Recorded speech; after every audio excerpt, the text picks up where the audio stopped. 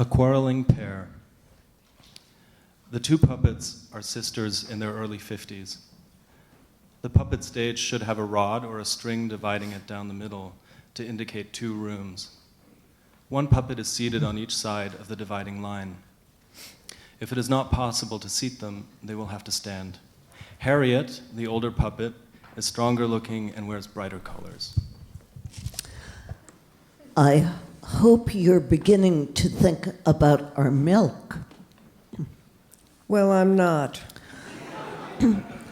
Now, what's the matter with you? You're not going to have a visitation from our dead, are you? I don't have visitations this winter because I'm too tired to love even our dead. Anyway, I'm disgusted with the world. Just mind your business. I mind mine, and I am thinking about our milk. I'm so tired of being sad. I'd like to change. You don't get enough enjoyment out of your room.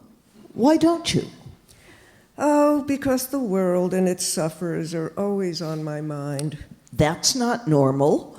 You're not smart enough to be of any use to the outside anyway. If I were young, I'd succor the sick. I wouldn't care about culture even, if I were young. You don't have any knack for making a home. There's blessed satisfaction in that, at any rate. My heart's too big to make a home. No, it's because you have no self-sufficiency. If I wasn't around, you wouldn't have the leisure to worry. You're a lost soul when I'm not around. You don't even have the pep to worry about the outside when I'm not around. Not that the outside loses by that. You're right, but I swear that my heart is big. I've come to believe that what is inside of people is not so very interesting.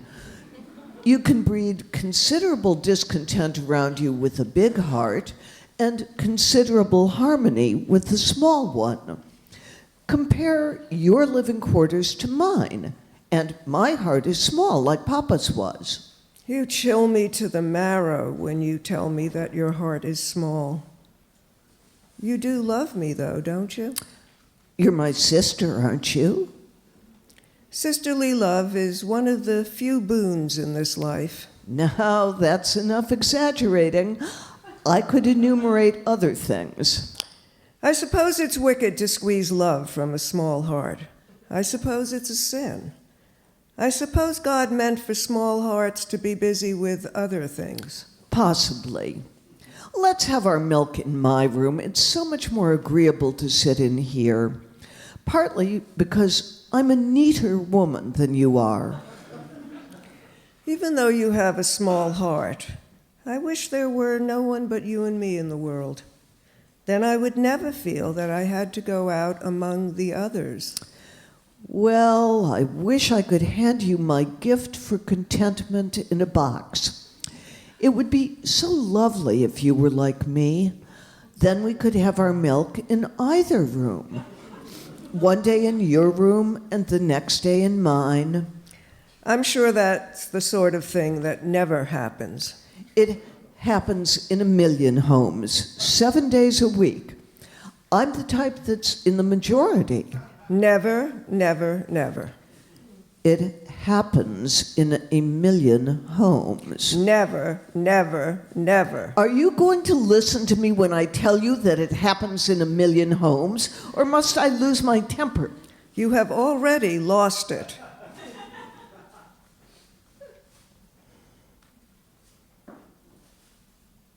My horse was frozen like a stone a long, long time ago, frozen near the flower bed in the wintry sun, or maybe in the nighttime, or maybe not at all.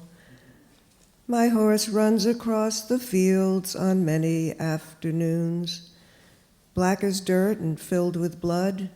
I glimpse him fleeing toward the woods, and then not at all.